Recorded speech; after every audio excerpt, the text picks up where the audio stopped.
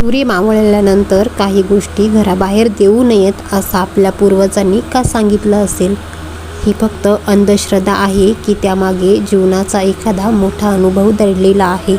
आज स्वामी नरेंद्राचार्यजी महाराजांच्या विचारातून आपण जाणून घेणार आहोत. संध्याकाळी कोणत्या 4 गोष्टी घराबाहेर देऊ नयेत आणि का? स्वामी सांगतात, पूर्वीच्या काळात घरात टीव्ही नव्हता, मोबाईल नव्हता, पण घरात माणुसकी होती.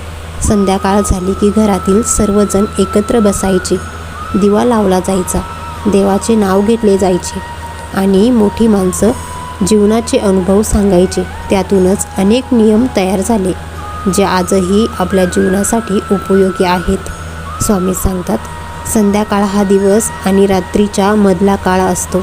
यावेळी घरात शांतता, सकारात्मकता आणि देवस्मरण असावं.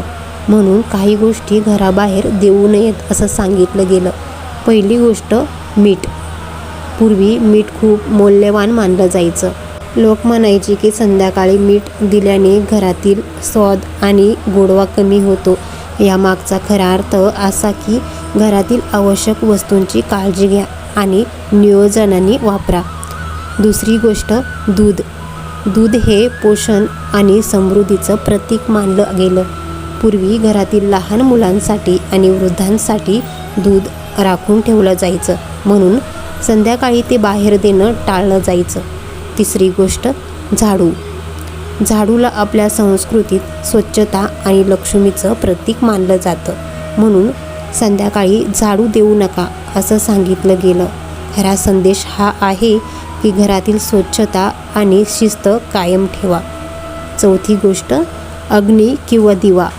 पूर्वी लोक शेजाऱ्यांकडून विस्तव घ्यायचे, पण संध्याकाळी घरातील दिवा किंवा अग्नी बाहेर नेऊ नये असं सांगितलं जायचं, कारण दिवा हा प्रकाश, आशा आणि सकारात्मकतेचं प्रतीक मानलं जायचं.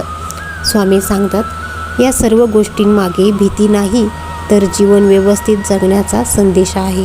घरात प्रेम ठेवा, एकता ठेवा आणि देवावर श्रद्धा ठेवा, कारण जिथे श्रद्धा आणि संस्कार असतात तिथे सुख आणि समाधान आपोआप येतं.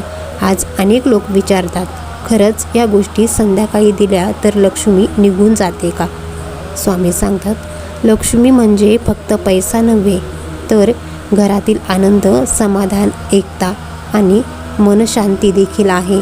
जर घरात सतत भांडत असतील, एकमेकांबद्दल आदर नसेल आणि देवाचं स्मरण नसेल तर कितीही पैसा आला तरी घर सुखी होत नाही. पूर्वीच्या काळात संध्याकाळ झाली की घरात दिवा लावला जायचा, मुलांना घरात बोलावलं जायचं आणि सर्वजण मिळून देवाजवळ बसायचे. त्या काही मिनिटात घरात एक वेगळीच सकारात्मक ऊर्जा निर्माण व्हायची. आज आपण आधुनिक झालो, पण त्या सुंदर सवयी मात्र मागे पडल्या. स्वामी सांगतात, संध्याकाळी शक्य असेल तर काही क्षण मोबाईल बाजूला ठेवा, देवाचं नाव घ्या, आई वडिलांशी 2 प्रेमाचे शब्द बोला आणि घरातील माणसांसोबत वेळ घालवा, कारण खरी लक्ष्मी तिथेच असते जिथे प्रेम असतं, जिथे आदर असतो आणि जिथे एकमेकांची काळजी घेतली जाते. एक छोटी गोष्ट लक्षात ठेवा, घरातून मीठ, दूध, झाडू किंवा दिवा बाहेर गेला म्हणून संकट येत नाहीत, पण घरातून प्रेम, संस्कार, आदर आणि श्रद्धा बाहेर गेली तर संकटाची सुरुवात तिथूनच होते.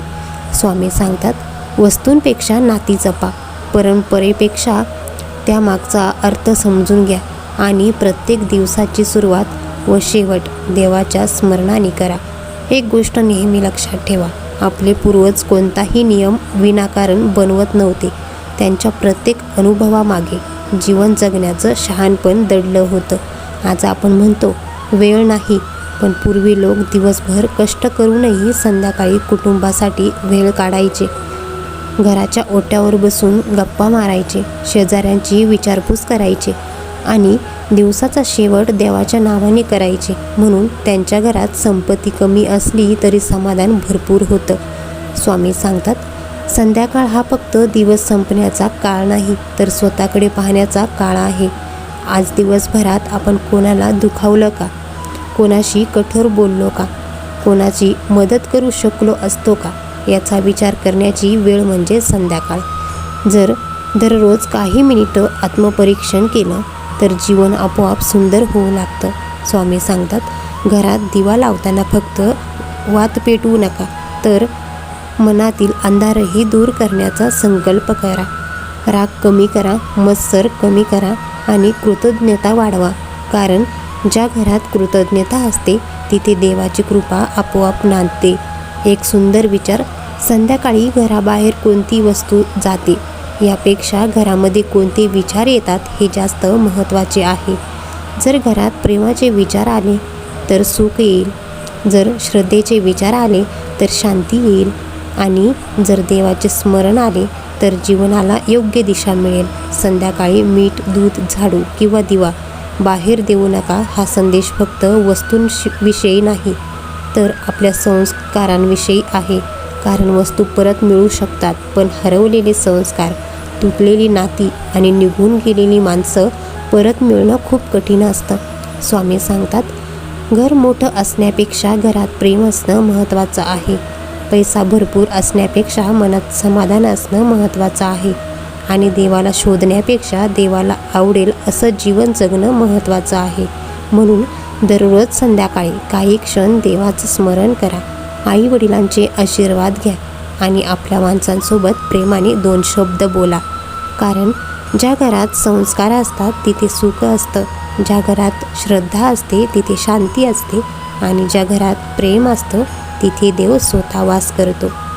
जर हा विचार मनाला स्पर्श करून गेला असेल तर जय सियाराम नक्की लिहा आणि अशाच आध्यात्मिक, प्रेरणादायी आणि जीवनाला दिशा देणाऱ्या विचारांसाठी आपल्या नरेंद्रवाणी या परिवाराचा भाग व्हा.